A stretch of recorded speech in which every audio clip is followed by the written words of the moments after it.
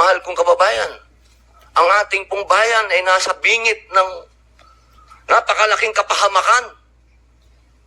Kung hindi po tatitindig ang ating kapulisan, kung hindi po tatayo ang ating mga law enforcement, tayo po ay tatalunin ng mga sindikatong naghahari na nagluluto na ng mga droga kung saan-saan.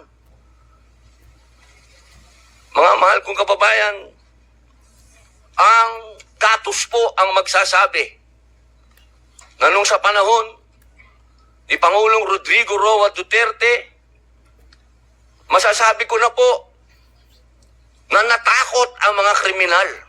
Wala pa po siyang ginagawa. Doon lang sa commercial niya na last Christmas yun na to, natakot na ho ang napakaraming kriminal.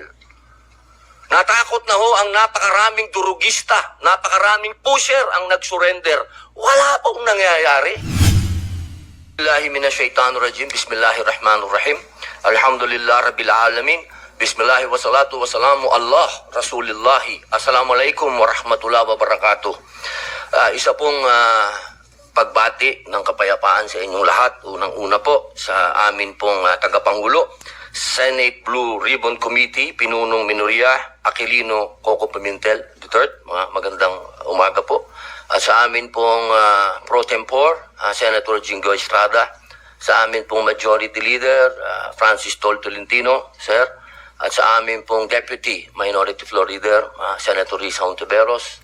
At siyempre po, sa amin pong pinakamatigas na senador, Senator Bato de la Rosa. At sa amin pong malasakit King, Senator Go. At sa lahat po ng mga bisita.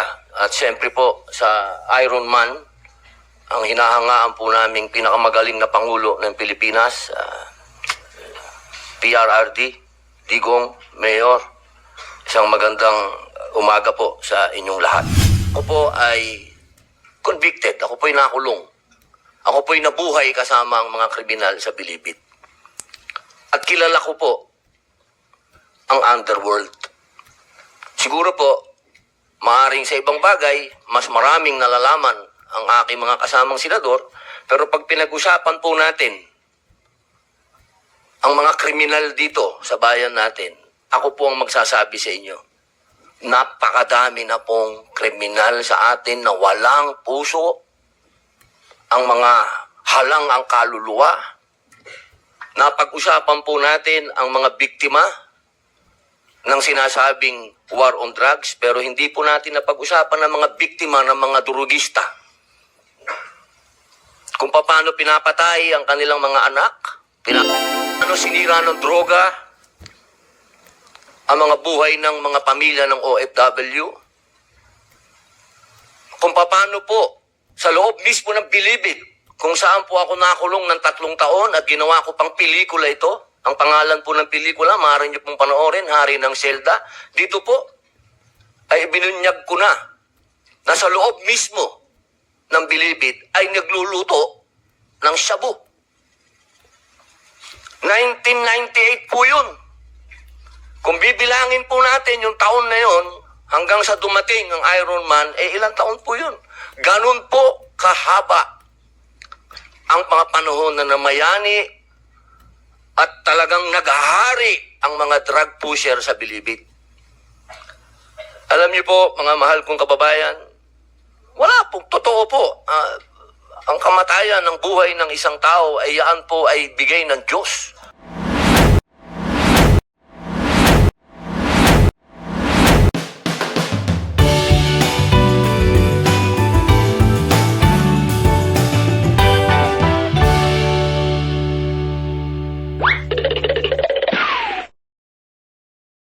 Senator Padilla is next.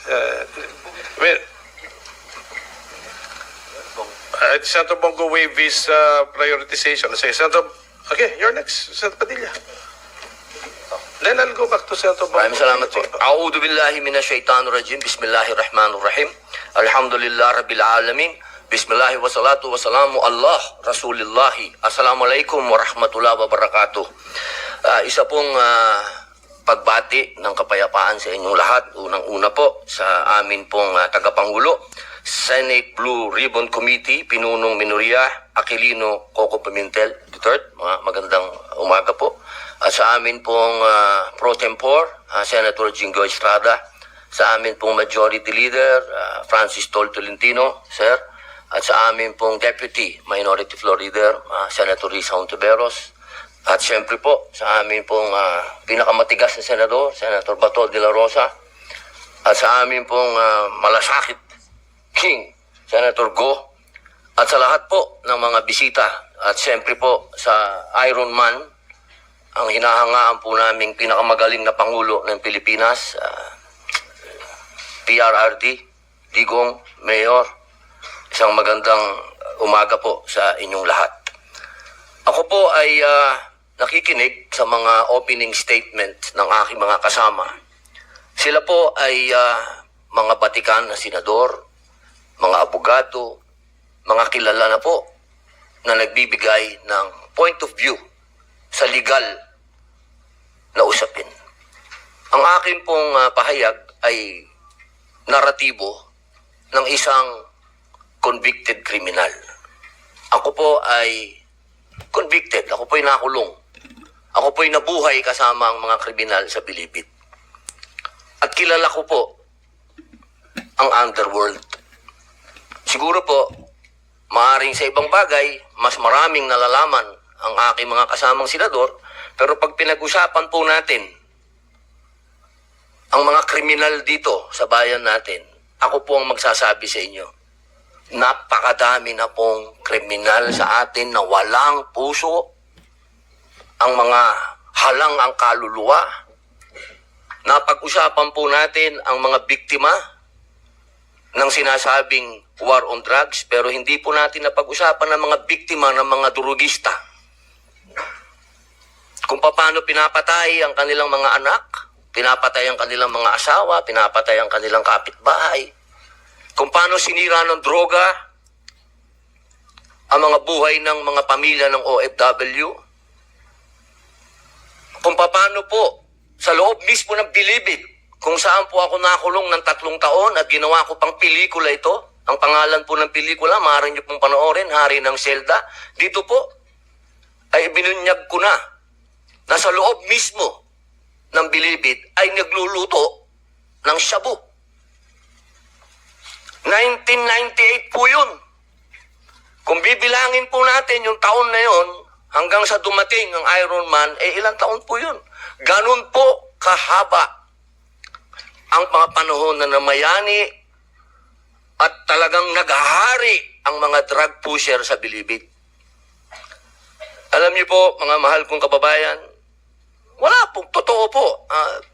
Ang kamatayan ng buhay ng isang tao ay yan po ay bigay ng Diyos. Yan po ay kayamanan, yan po ay regalo sa atin ng Diyos. Pero, mga mahal kong kababayan, ang ating pong bayan ay nasa bingit ng napakalaking kapahamakan.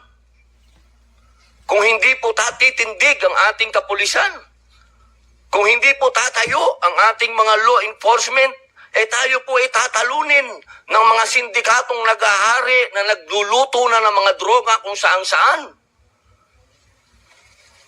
Mga mahal kong kababayan, ang datos po ang magsasabi na nung sa panahon ni Pangulong Rodrigo Roa Duterte, masasabi ko na po na natakot ang mga kriminal.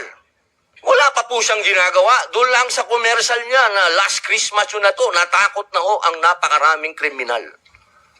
Natakot na ho ang napakaraming durugista, napakaraming pusher ang nag-surrender. Wala pong nangyayari. Sa salita lang po yun. Mga mahal kong kababayan, kung sisisi natin lahat ang mga namatay dito sa administrasyon ni Rodrigo Roa Duterte, abay nagkakamali po tayo.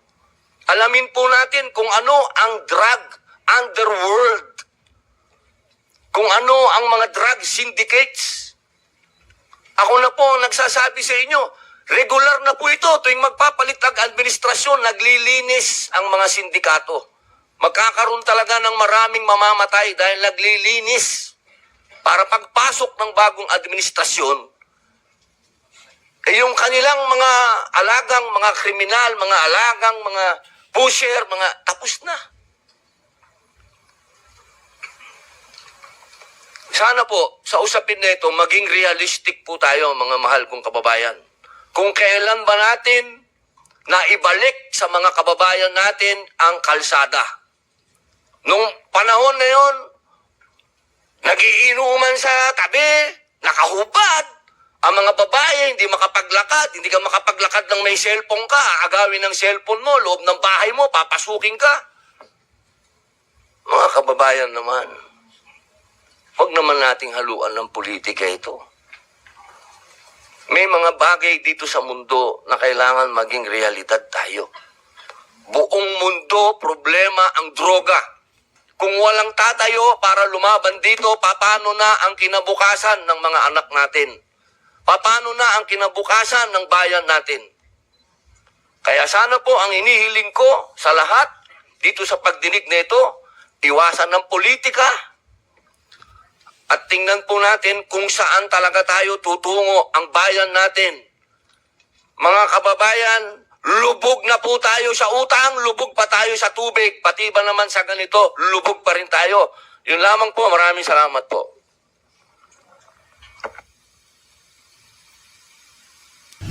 I affirm all of you as your president.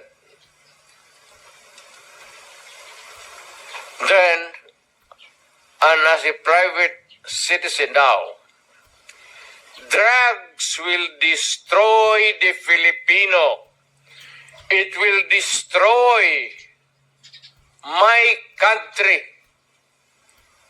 And I will never allow it.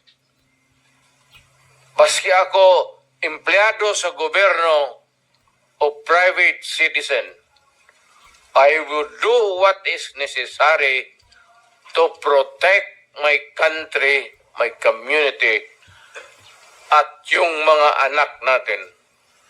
This is a matter of principle. At papagkamatayan ko yan. Maraming salamat.